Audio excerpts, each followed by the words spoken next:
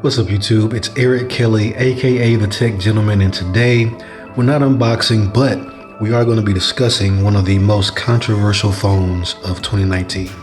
Before I get going though, I want to remind you guys, make sure you hit me up on Instagram, Twitter, and Facebook. I have my links in the description below. If you got any comments, leave them below. I'll make sure to get back to you. And also, if you're not subscribed, go ahead and subscribe. Without further ado, let's talk tech.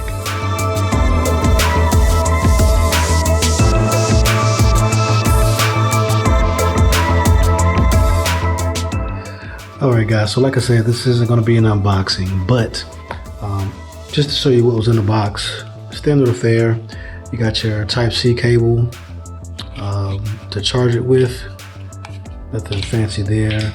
You have your Type-C headphones because this guy does not have a headphone jack, so you're just stuck using your Type-C port, but everything is kind of that same way today anyway. No big deal once again. And also you have your huge 40-watt supercharging brick. It used to be groundbreaking last year, but this year, you've got everybody kind of shooting for the moon with charging. So that's nothing, to write home about. But it is great, if you're looking at buying one of these in, in 2020. But also, it comes with this case. It's a nice hard case, and you're definitely going to need it with the P30 Pro, because the sides are actually screened, so it's a little bit different kind of phone design. So there are going to be fewer cases on the market. It's great this comes with something that's not even just like a gel, but something that actually is protective. So kudos to Huawei for that. Now on to the Mate 30 Pro itself. So first thing I want to talk about definitely got to be the build. The build on this phone is amazing. Easily one of the best crafted devices I've ever held. Even just the attention to detail and just the intentionality that they have with how they want you to use this phone. So obviously the camera is the main focal point. They want you taking pictures, they want you taking video. When you do it, even the branding and the Leica and everything is already set up for you to be holding this phone in landscape. So when you're pointing at somebody, it looks like that's what it's meant to do. I like that. Just the feel in the hand, this phone feels like a piece of jewelry. Even in the age of iPhones and Galaxies, like I got my Note 10 Plus here, this phone feels different. The reason why it feels so different is because the sides are actually glass. They're not aluminum. They're not some other kind of metal. They're glass. So even holding this phone on the sides, it feels so much more premium, so much more fragile. Like I say, it's like a piece of jewelry, something that I've been using it for over a week and I still kind of baby it, and I'm going through new phones every couple of months. So that can be good and bad. It's definitely terrifying, especially when you look at your case and it doesn't protect very much. So you have to deal with that, but just one of those things. It's like if you got a Ferrari, you're gonna treat it differently than if you got a Honda Civic. That just comes with the territory. You got something nice, you take care of it.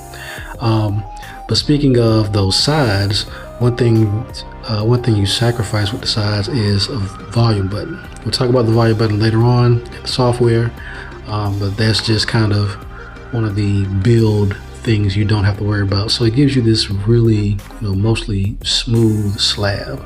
And we talk about slabs in the past, but I mean, this one really is a slab.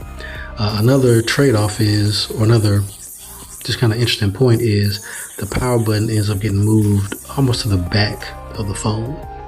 It doesn't make it any harder to press. If you look at it from the front, you can still see it, still press it, still in a comfortable position, but it's just a kind of design quirk.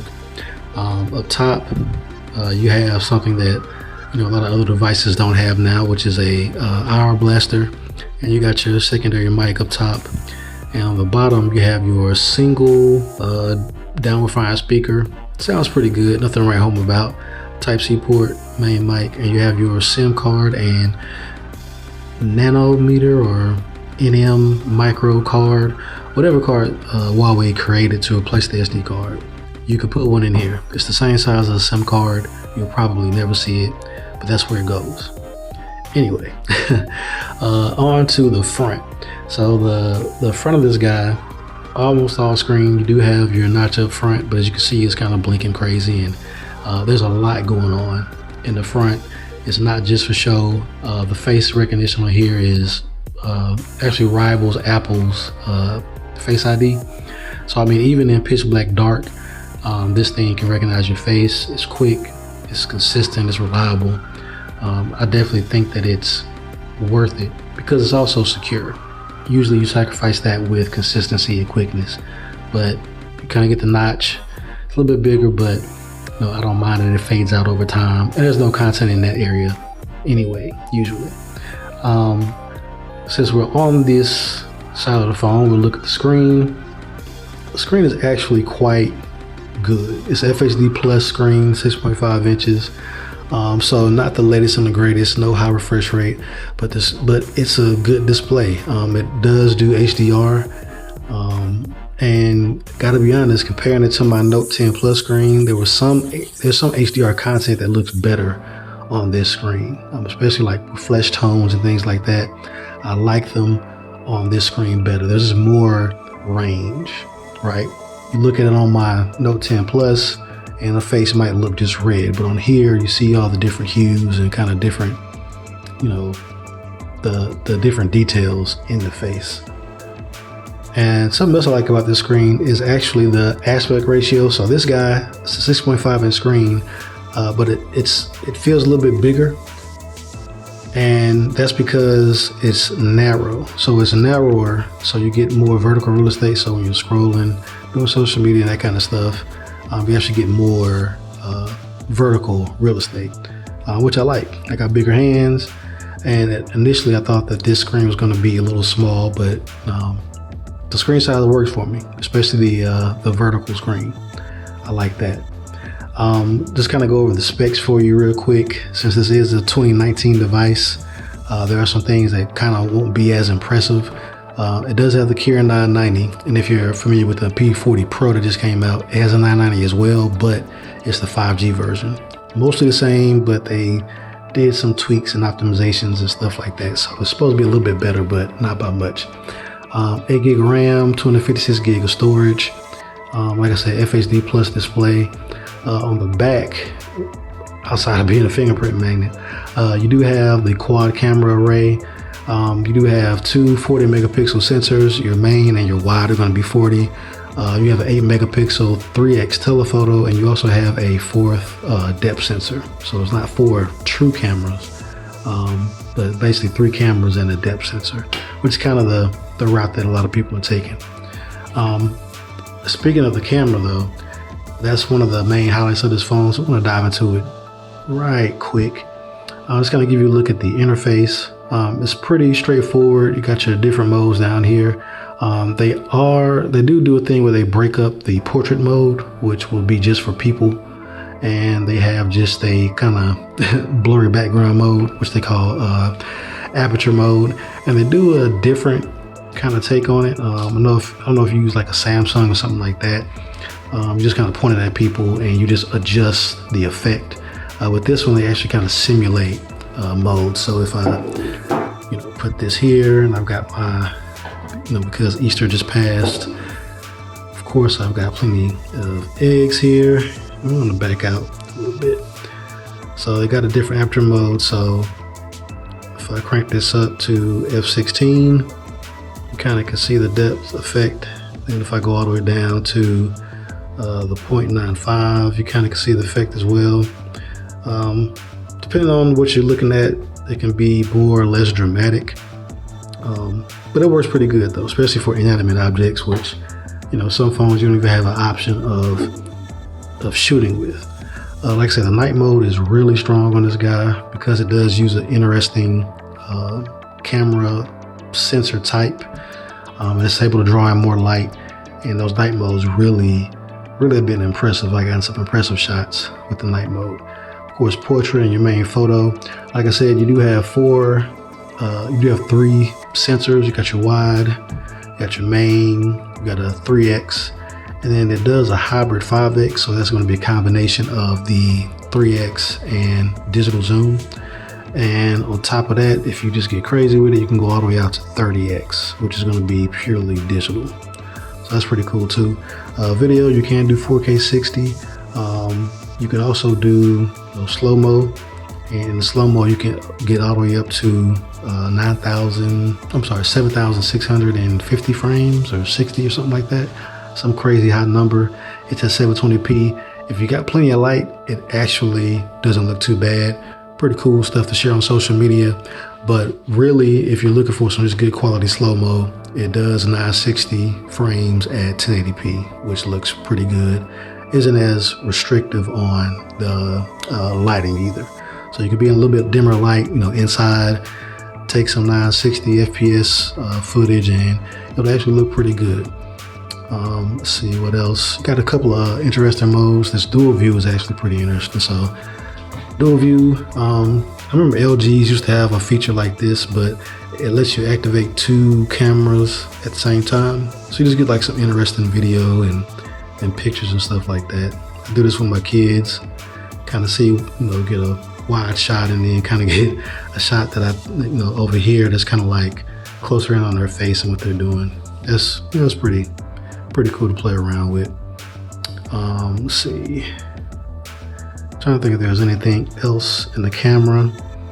Then you got your moving picture, light painting, HDR, AR lens, kind of, some more gimmicky stuff. But there was one thing that I wanted to mention especially with the sides. So as you can see, the sides are glass, they are screen. And one thing that they do, and they do it in different apps, is they actually give you things to put up there. So in the camera, as you can see, I'm like actually taking pictures by just tapping the top of the phone, and I can actually move that button around. I can slide it down and back and forth if I can grab it from behind the camera.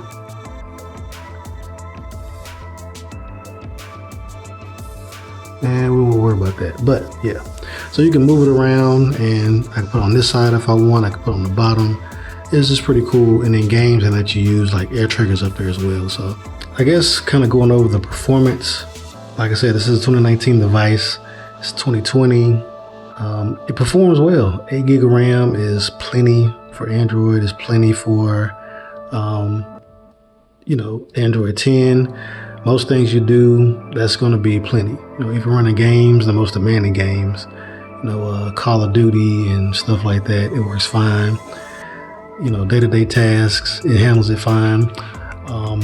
Also, just kind of their own kind of tweaks that they have, like, let's see, so if I open an app and I want to do split screen, so let's say I open Android Central and I want to do split screen, just kind of draw a knuckle across, pick another app to plop in there. Let's see, settings. So that works pretty good. No hiccups. That's the kind of thing that, lets me know whether the phone is well optimized or not, whether the software is good or not. All their little tweaks and stuff like that. How well does that stuff actually work? I think there's a double knock that you can do that does like screen recording, and that as you can see, it's screen recording now, and I got multiple apps going, so that's pretty good. Performance is good. I wouldn't worry about that. And then just kind of living life with the Edge. I haven't had any issues. They do a really cool thing where the edges are actually they're kind of like separate panels.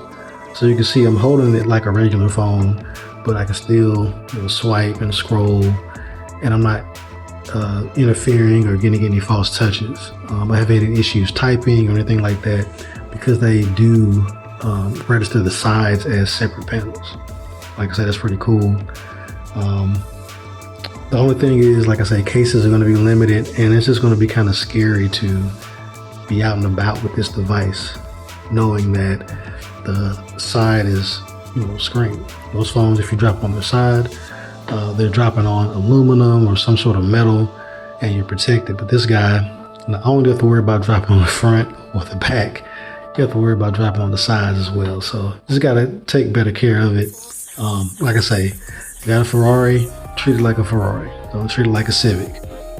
And probably the most, I guess, daunting question about this phone are going to be the fact that there are no Google apps. Well, as you can see, I have some, Google apps on here. I have Chrome, I have YouTube. Stuff works fine. There are different ways to get these apps on here. You can side load, but I actually have the Play Store. I went through kind of the hassle to get the Play Store on here. It wasn't that big of a deal once you found a good method. But it is something you kind of have to live with. Every app isn't going to work 100%. Some apps, the way that they talk to Google Play services, they might work 100%, but you might get a pop-up, or it might not even let you initiate the app. One of those is that I had trouble with anyway, was Google Duo. For some reason, Marco Polo wouldn't work. What else? Google Drive wouldn't even let me access any of my drives on here through the app anyway. Of course, you can go to Google Drive on Chrome, but there's an app for everything. You want to use the apps if you can. So that's kind of the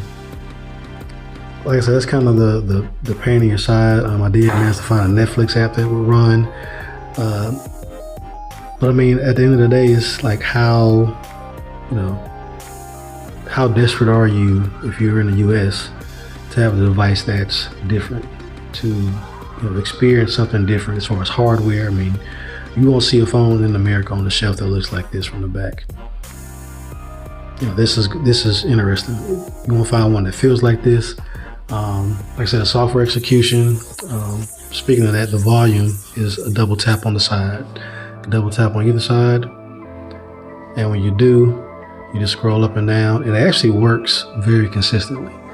Even when the phone's off, they have even when you're not logged in, they have a little way for you to turn the volume up and down, which is something I was worried about. But from behind the camera, it's a little bit more difficult. But just in day-to-day use, I mean, it's a very quick, very responsive. Even in landscape, still, works the same way. But like I say, it just depends on how badly you want to experience something different. And I would argue to say, how badly do you want to experience something else that's great? You get an iPhone, maybe trying this out as your first Android phone isn't the way to go. But if you got an Android and you're looking for another interesting device, this as a second device, just something to experience, something to change it up with, I would definitely recommend it. Like I say, it's great hardware, great build quality, great software. I really enjoy this phone. It's a fun phone. The camera is very fun to play with. I don't know, man. I'll recommend this for the Android enthusiast. Like I say, as a second phone. But outside of that, of course, if you guys got any questions, definitely leave them in the comment section below. Like I said, just kind of talking about some points about this phone and just my thoughts on using it. But until next time, guys, I'll talk to you. Peace.